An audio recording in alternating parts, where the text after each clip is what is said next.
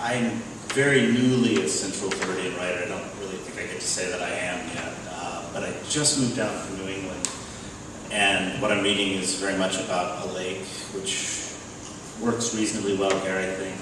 This is the first time I'm reading anywhere in Florida.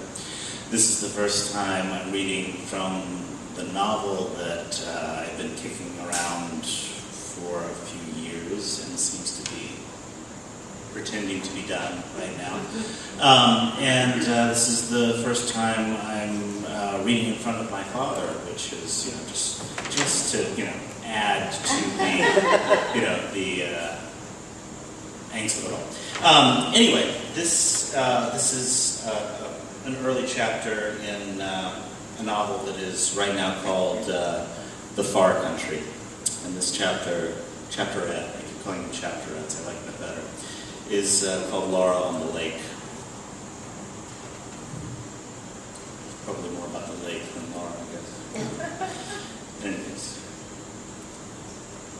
There are silences that make you doubt the conversation, and there are silences that make you doubt the marriage, and there are silences.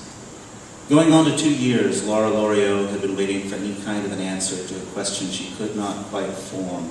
Sometimes she would forget she was waiting. When she did, the question might become peripheral, but would never stay away. The sound of a pickup truck on the far side of the lake was worth a look, but not too much more. The truck looked lost as it rolled along the opposite shore, the engine noise surging slightly as it cleared each house. The road on that side of the lake was nearly in the water, with only the occasional screening tree. Rolling and slowing and picking up a little speed to the next mailbox. Although Laura was alone on the lake, the truck did not worry her. The road on that side of the lake did not communicate to this road. There was no way around either side. Even on foot, going the one way, you had to walk narrowly across a beaver dam, and that was no way for anyone over the age of 12. The other side of the lake was another town and even another county. Nothing was shared. And although she had known them by sight in their different canoes since she was a little girl, she did not know those far shore neighbors dried off or in long pants. The covenant of the lake did bind both sides, but it did little else except set the terms of animosity. The two groups fell easily into their two groups and disagreed about the measure of and provisions for motor noise as well as dry-weathered firecrackers. Through all of Laura's teenage years, preliminary letters from lawyers were sent from each side with some regularity. Although it ate away at their sense of vacation, these letters were usually drafted by lawyers with houses on the lake, agreeing in moments of anger to less than professional gestures. Laura's father was only a surgeon, and so was able to relax into the role of provocateur and low-impact partisan. All of which was to say that if Laura thought the truck on the far side of the lake meant any kind of harm, vandalism, or casing for a nocturnal return, she might call her neighbor's county sheriff, or she might not. And each of the few burglaries over the years that came to either side was more disturbing for the suspicion than someone had seen or heard, but not bothered. Yet, Laura's father observed, it was the search for the recreational lack of responsibility that put these houses on their shores in the first place, not one of them truly meant for winter living. Vasty picture windows and whole territories of great rooms whose gaping fireplaces could as easily have heated far Kennebunk as the opposite wall. And the local well diggers, into more than their third generation, offered a package deal to the owners of each lot. The first 200 feet at a set rate, another $100 for every foot beyond, or you could pay all the way by the foot. No one paid all the way by the foot. The Loriot well was 199 feet, a fact Dr. Loriot enjoyed too much and mentioned too often. In the months following the newest addition to their side of the lake, he became unbearable, watching neighbor children he had known from marshmallows and hot dogs, old enough to build something tall and tasteless in the adjoining lots the parents had meant as a yard, football, or volleyball. Their zero lot line walls crowded the aging parents in against the lake and pointed to what a weak covenant had been drafted in the first place. Laura's father drove up nearly every week, apparently to enjoy suffering as much as he could. Though he was comforted that while the parents next door had a well of 174 feet, the world was a tricky place, and after opting out of the package deal that had drilled every well in the lake, the children went down 217 costly feet before they found water. Everyone on the far side of the lake knew when they heard that Laura was living in her parents' house full time said, yes, the older Loriot girl, some pronouncing the silent D. I think we've seen her recently, yes, and now she's living here, that's her, we have seen her. Oh, I know, smoking out on their dock. That was Laura, but she was not to herself anyway, a figure of pity. She knew she was missing a husband, but that was not an appendage she much missed. It was also not now inconvenient, as she was meant to be corralling research into something meaningful. And although that was not exactly what she was doing with her time on the lake, it would have been inconvenient to have had to put up with a family member who did not pack up the car on Sunday and drive back down to Massachusetts or Connecticut as her father and sister did. Her mother came less frequently, but stayed longer, albeit hardly at all since Laura had moved from Austin to the house on the lake. I ignored him in Austin anyway, she said to the taxidermy doc one Wednesday morning, and then resolved to think of him no more, or at least not for a week, and she almost succeeded. She was capable of long silences and not getting lost in them. She would have been a Winslow Homer mariner staring back over her shoulder into the oncoming damning fog bank without losing her nerve, not out of special bravery, but because she liked to follow the thread of something until there was no more thread.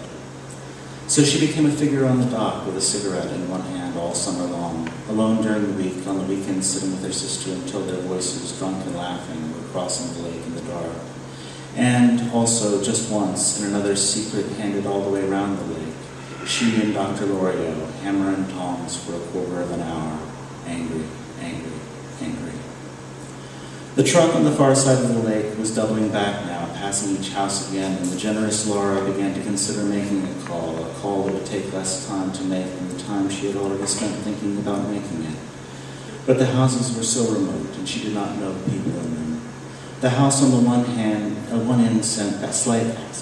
end set slight back slightly from the shore, the road bent too, and had nearly burned. The smell had come across the lake, and when they saw the line of the smoke rise, Laura and her sister had raced back along the dock to be the first to tell Dr. Loriot, who had of course already seen it himself and made the call, his omniscience proven again to the two of them, and they watched together on the end of the dock as the volunteer fire department arrived and went through their paces.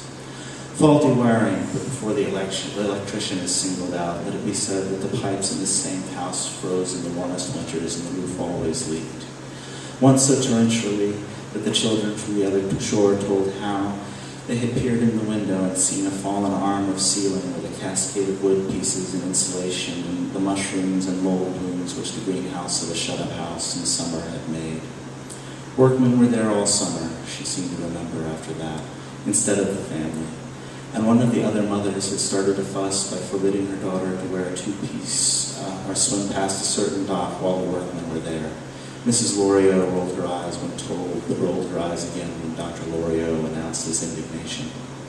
In fact, it was at one time so common to see a contractor's truck beside this house that Laura thought without thinking this address was certainly what the cruising pickup must be seeking.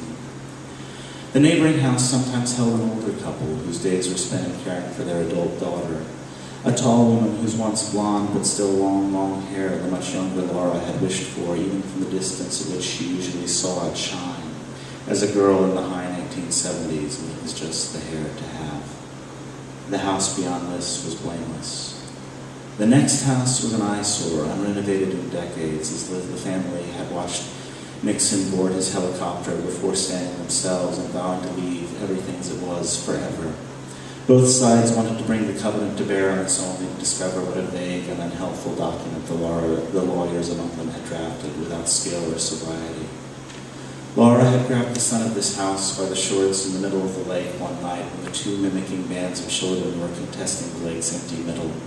Urged against and then into each other for a tugging, struggling minute, their hands did everything they knew how to do, which was nothing, before they fell apart and back to the two floating platforms in a standoff the end stopped to events they all replayed the next day in their different inquiries. Sometimes Laura was the hero, sometimes the villain or the bitch, and sometimes only the slut. The docks were further apart next summer, and no one ever knew who said too much to someone too much older.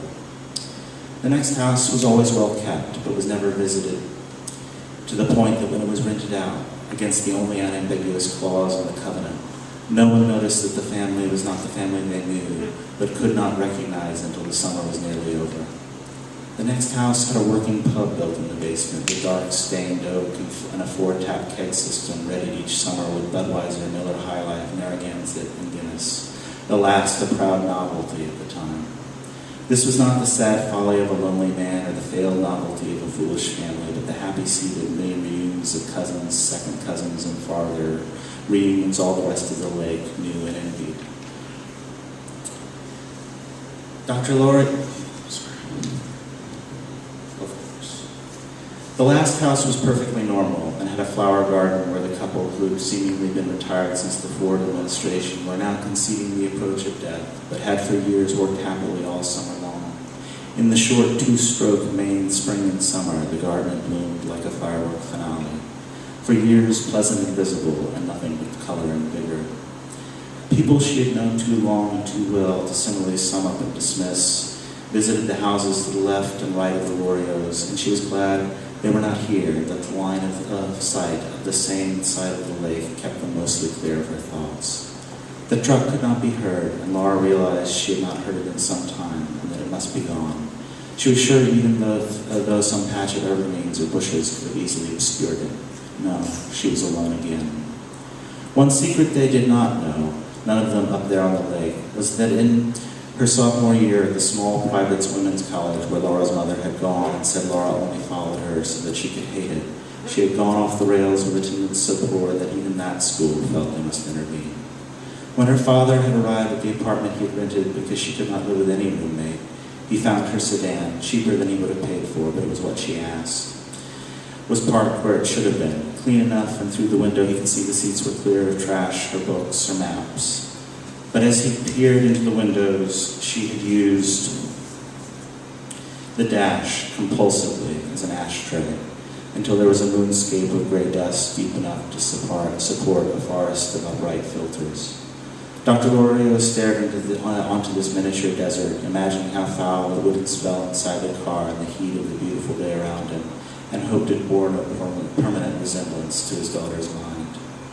Laura righted herself easily with not much more than apparent effort than what it took for him to argue her out of bed that day, resumed and finished with middling honors, and after only a delay or two was accepted for graduate study at UT Austin.